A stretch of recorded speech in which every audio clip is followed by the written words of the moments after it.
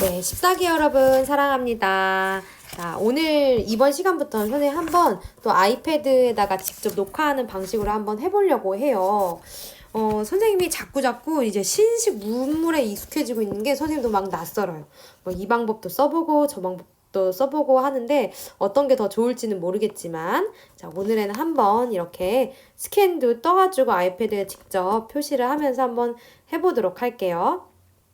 지난 시간에 했던 내용이 이제 경제에 관련된 내용이었는데 좀 어려울 수도 있어요. 그래서 한번 지난 시간 내용을 이제 퀴즈를 맞춰보면서 잘 익숙해지고 있나 한번 보도록 해봅시다.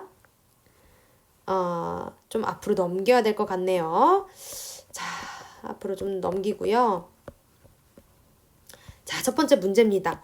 이모군란 이후에 청나라와 일본이 우리나라에서 상권 경쟁을 하기 시작한 계기가 되는 조약 이름은 무엇일까요? 청나라와 일본 상권 경쟁을 하게 되는 이모군란 이후에 맺은 조약인데요. 아마 첫 이름 들으면 알 거예요. 조청, 상민, 수륙, 무역, 장정이었고요. 다음 문제는 백성들의 식량 사정이 좋지 않을 때 외부로 식량이 유출되는 것을 막는 명령은 무엇일까요? 식량이 나가는 걸 막을 방, 곡식곡 해서 방공령입니다. 네, 그리고 다음 문제는요. 아관파천 시기에 이권 침탈이 가장 강했던 것은 조약 가운데 어떤 조항이 있었기 때문일까요? 여러 나라들한테 막 혜택을 다 주는, 이거 하나만 있으면 어떤 혜택이든 다 얻을 수 있는, 네, 최고로 혜택을 받는 나라 최혜국 대우 조항이었고요. 다음 문제는 1905년 화폐 정리 사업을 담당했던 재정고문은 누구일까요? 네, 우리나라의 재정고문 이 사람하고 외교고문 스티븐스가 오죠. 재정고문 메가타입니다. 다음 문제는요. 일본이 우리나라의 토지를 매입하고 강탈한 후 이것을 관리하도록 한 회사의 이름은 무엇일까요? 네, 토지 점령하고 빼앗은 다음에 이거를 뭐 일본인들한테 불화한다던가 뭐 이런 거죠. 무슨 회사? 삐리리 회사인데요. 동양척식 주식회사입니다. 다음 문제는요. 만민공동회를 개최해 우리나라에 많은 이권을 수호하는 운동을 했던 단체는 무엇인가요? 야, 이거는 우리 배웠던 거라서 금방 알겠다. 만민공동회 하면 생각나는 독립협회입니다. 다음 문제는요. 일본으로부터 들여온 차관을 갚아 국권을 회복하자는 운동은 무엇인가요? 일본한테서 진 빚이 되게 많은 거예요. 1,300만 원도 넘는다고 했어요. 국가의 빚을 갚는 운동, 국채보상운동이라고 할 수가 있겠죠. 그렇다면 마지막 문제입니다. 국채보상운동을 적극적으로 홍보했던 대표적인 신문은 무엇인가요? 많은 신문이 있지만 그 중에서도 가장 대표적인 대한매일신보가 있습니다. 자, 이제 본격적으로 내용을 들어가 보도록 할 텐데요. 이 근대 문물 수용은 우리가 쭉 배워왔던 개화기라는 기간, 강화도 조약부터 일본 강제 점령 그 사이 기간 동안에 문화적인 면에서 어떤 변화가 있었느냐예요. 그래서 뭐 구조가 어렵다기보다는 그냥 이렇게 생각하면 될 것 같아요. 아, 그때 이런 변화가 있었구나. 아, 이런 게 새로 생겼구나. 그래서 어렵다기보다는 사진도 보고 하면서 좀 여러분들이 재미나게 들었으면 좋겠습니다. 이제 그러면 근대 기술부터 보도록 하겠습니다. 여러 가지 전화라든지 이제 전차라든지 통신 수단이나 탈 것들이 있습니다. 뭐가 있는지 한번 볼까요? 전신. 왜 모스보를 이용해서 전보를 친다거나 그러는 거 있죠? 그리고 전화. 전화가 또 처음으로 등장을 하네요. 얼마나 신기했을까요? 멀리서부터 이제 목소리가 들리는데. 그리고 전등. 불이 처음으로 들어오게 됩니다. 밤에도 밝게 볼 수 있는, 근데 이게 경복궁에 처음 가설이 되었다라고 해요. 정말 궁궐의 화제였죠. 그리고 전차. 약간 기차보다는 작은 시내를 막 이렇게 오고 갈 수 있는 그런 거예요. 한번 사진으로 볼까요? 네, 이렇게 예전에는 전화를 교환해주는 교환수가 있었네요. 그리고 네, 이 경복궁에 전등 가설됐을 때 그 상황을 그린 건데요. 향원정이라는 연못 옆에 전기 생성하는 그 기계를 갖다 놓고 이렇게 전구가 들어오는 거예요. 많은 사람들이 이제 모여서 구경할 정도로 이건 정말 화제인 거죠. 네. 근데 지금처럼 전기가 잘 들어오는 게 아니다 보니까 전기가 나갔다 들어왔다 막 또 깜빡깜빡해서 그때 전기를 건달불, 건들건들 거린다. 그래서 건달불, 뭐 건들불 이렇게 불렀다라고도 합니다. 그리고 이거는 전차. 이렇게 사람들이 타는 거예요. 여러분들 선생님하고 샌프란시스코에서 케이블카를 탔었던가요? 여러분하고 탔었는지 기억은 잘 안 나는데, 요렇게. 그거랑 비슷한 것 같아요. 그래서 전차가 또 있었고요. 다시 필기로 돌아가 보면은, 요거는 여러분들이 잘 알 거예요. 우편 업무를 담당했던 우정총국. 근데 우정총국은 언제 중단이 되냐면 뭐 시작도 못하고 중단이 돼요. 왜냐하면 갑신정변이라는 사건의 배경이 됐었기 때문에. 네. 그래서 우편 업무를 다시 재개하려면 10년이라는 시간을 또 기다려야겠죠. 자, 그리고 의료. 서양식 병원인 광해원. 나중에 이름을 제중원으로 바꾸게 됩니다. 자, 이 제중원이라는 드라마가 예전에 있었어요. 선생님 진짜 좋아했었는데 너무 고증도 잘하고 스토리도 참 좋고 해가지고 제중원에 관련된 또 사진을 선생님 보여줄 거고요. 종두법은 천년두를 치료하는 그런 방법이라고 합니다. 우리나라에 아주 무시무시했던 전염병인 거죠. 자, 그리고 한번 사진을 보면요. 자, 이게 광해원이에요. 옛날 그 광해원 진짜 그냥 이렇게 한옥에다가 지었던 거죠. 근데 광해원에 얽힌 하게 되는 그 계기가 있어요. 갑신정변이 일어났을 때 이제 급진계파들이 막 반대파들을 제거하고 막 죽이게 되기도 하죠. 근데 그때 죽은 사람도 있지만 이제 구사일생으로 살아가는 사람도 있어요. 그 중에 이제 한 사람이 명성황후의 조카인 민영익이라는 사람인데요. 민영익이 거기서 목과 가슴 부위에 엄청나 깊은 자상, 그러니까 칼로 이렇게 이루어진 그런 상처를 입게 된 거예요. 근데 우리나라 전통 한의학에서는 뭐 뜸을 떠서 치료할 수도 없고 뭐 한약을 먹여서 그걸 치료할 수도 없다 보니까 출혈을 막지 않으면 그냥 죽게 되는 거죠. 그래서 당장 이제 고종과 명성황후도 그런 서양 의술에 대한 의구심이 있었지만 당시에 들어와 있던 이제 의사이자 선교사였던 알렌한테 부탁을 마지못해 하게 되는 거죠. 근데 알렌이 서양식 의술을 이용해서 막 혈관을 연결하고 막 꼬매고 막 그런 걸 하면서 싹 났어요. 너무 고맙죠. 너무 고마워서 그 명성황후와 고종이 알렌한테 소원 하나를 들어주겠다라고 했어요. 근데 알렌이 무엇을 소원이라고 했을까요? 여러분들 다 알겠지만 네, 서양식 병원을 설립할 수 있게 해달라고 했죠. 그래서 그렇게 만들어진 병원이 광해원입니다. 이름을 좀 바꿔요. 제중원으로. 자, 제중원 역대 원장님을 좀 보겠습니다. 선생님이 드라마를 다 잘 봤기 때문에 이 원장 이름도 다 알아요. 1대 원장, 우리의 생각과는 다르게 대머리시죠? 알렌입니다. 자, 그리고 두 번째 원장, 헤론인데요. 선생님 너무 좋아하는 그런 인물이에요. 이 사람은 정말 조선이라는 이제 정말 듣도 보도 못한 나라에 왔는데 조선인을 위해서 헌신을 합니다. 너무 열정적으로 조선인을 사랑했던 그런 선교사예요. 결국에는 전염병을 치료하시다가 본인도 그 전염병에 걸려서 돌아가세요. 이질에 의해서 사망을 아주 젊은 나이로 하세요. 그리고 3대 원장 에비슨. 에비슨이라는 인물입니다. 이제 에비슨은요. 3대 원장인데 이 에비슨 시대 때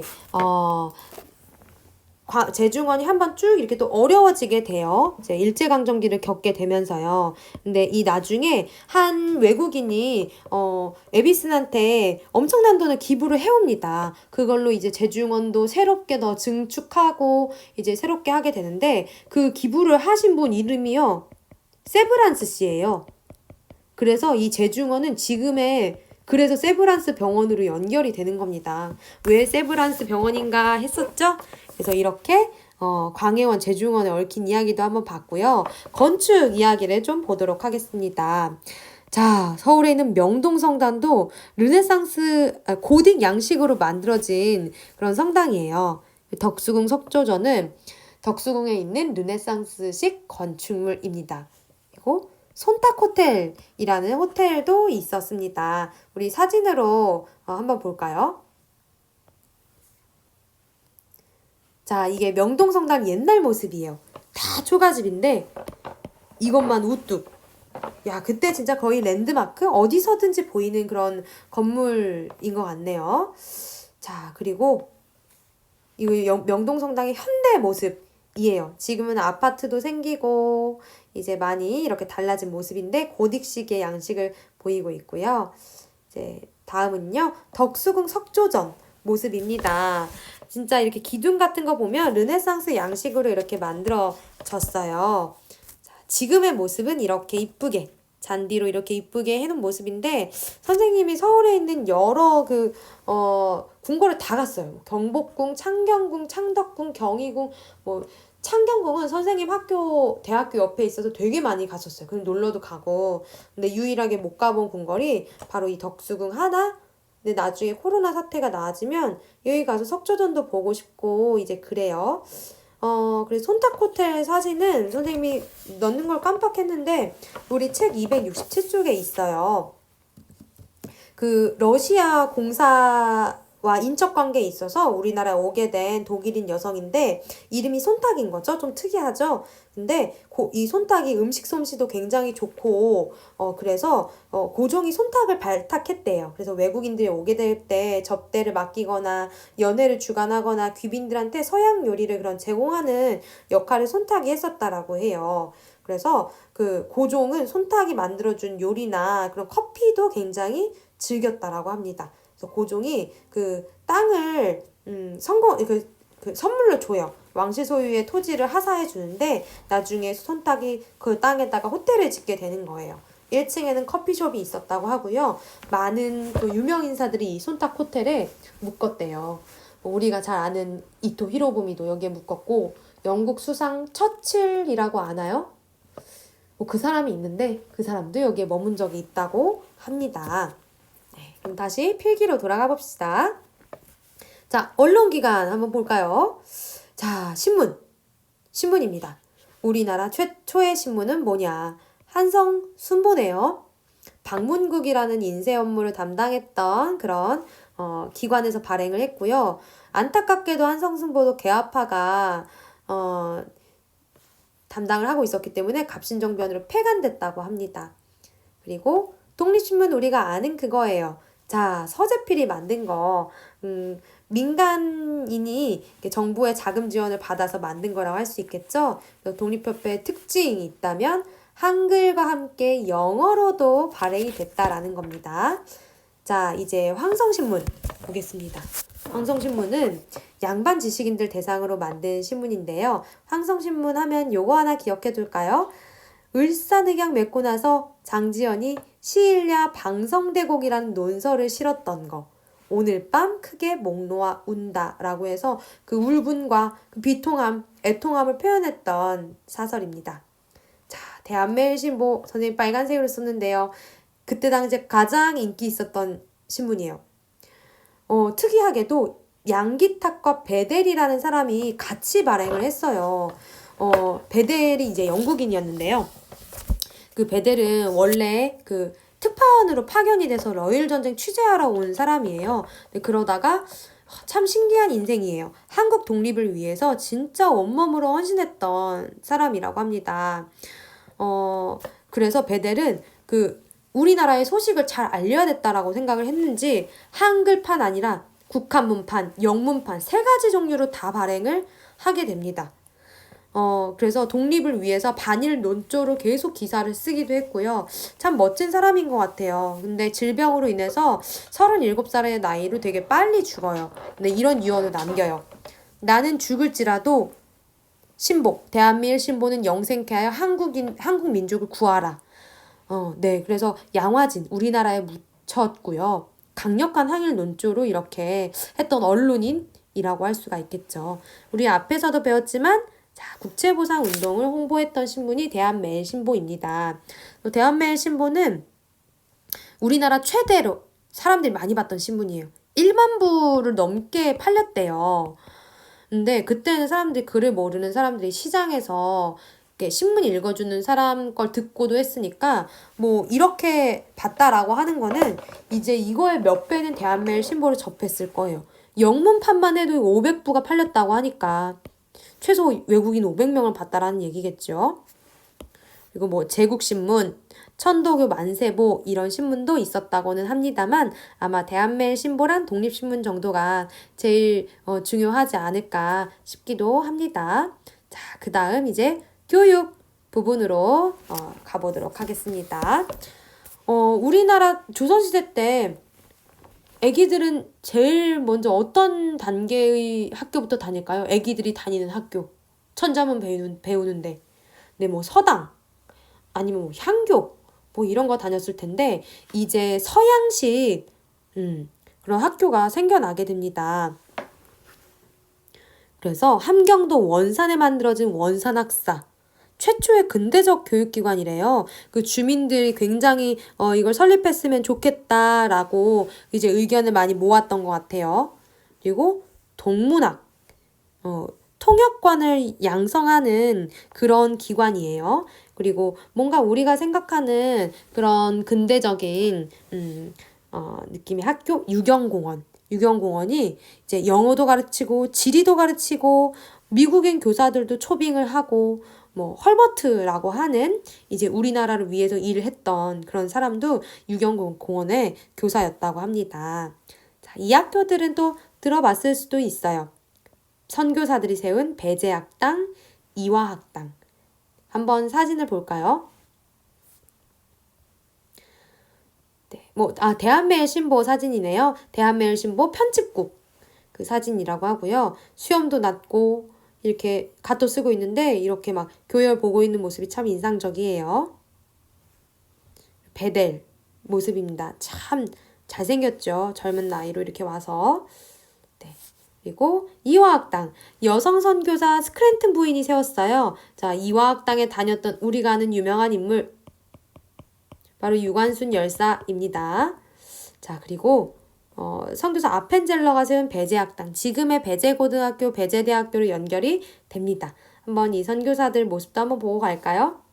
네, 이분들 다 아주 그 나라에서는 엘리트였을 텐데 모든 것을 다 버리고 조선으로 와서 교육과 선교에 헌신했던 분들입니다.